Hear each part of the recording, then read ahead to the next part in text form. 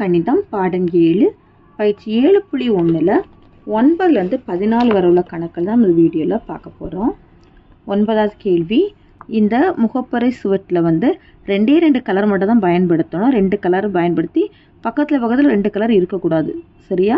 அப்படி நம்மளுக்கு வண்ணம் திட்ட சொல்லியிருக்காங்க. பாருங்கள், இங்கே ப்ளூ க்ரீன்னு போட்டிருக்கிறேன்.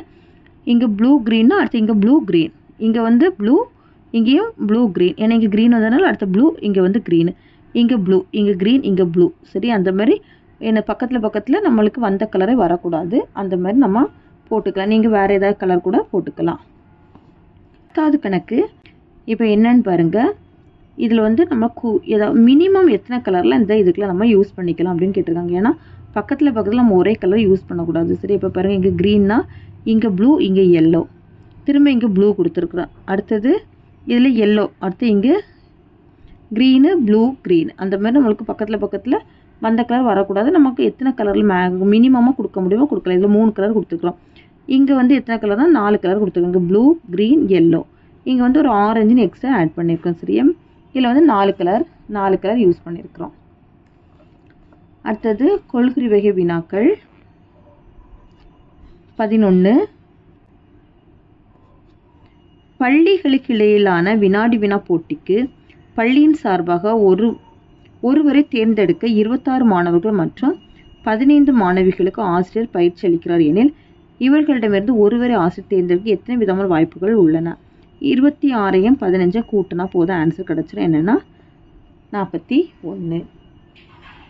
அடுத்தது 3 நாணயங்களை ஒரே சமயத்தில் சுண்டும்போது எத்தனை விதமான விளைவுகள் கிடைக்கும் அப்படின்னு கேட்டிருக்காங்க.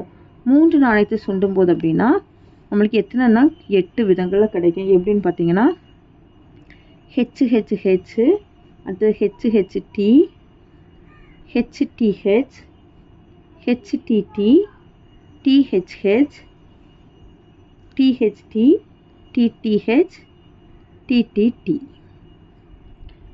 13. 3 பளவுள் தெரிவு வினாக்களில் AB, C மற்றும் D தெரிவுகளிலிருந்து சரியான விடையை தேர்ந்தெடுக்க எத்தனை விதமான வழிகள் உள்ளன அப்படின்னு கேட்டிருக்கிறாங்க. சரியா? இப்போ இந்த ஏல மொத்தம் எத்தனை ஆப்ஷனாக இருக்குன்னா 4. இதுலேயே 4, இதுலேயே 4, இதுலேயே 4. அப்போ எவ்வளோத்தையும் பெருக்கும்போது எவ்வளோ வரும்? 64. 7ஐ ஒரு இலக்கமாக கொண்டு ஈரிலக்க எண்கள் எத்தனை உள்ளன அப்படின்னு கேட்டிருக்காங்க. சரியா?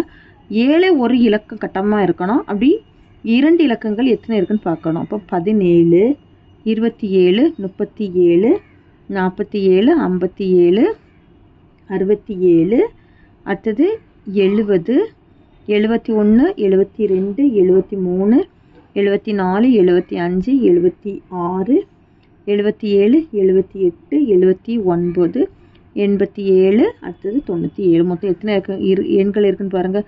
1, 2, 3, 4, 5, 6, 7, 8, 9, 10, 11, 12, 13, 16, 15, 16, 17, 18. மொத்தம் 18. அவ்வளோதான். இந்த பயிற்சி முடிஞ்சிடுச்சு. தேங்க்யூ.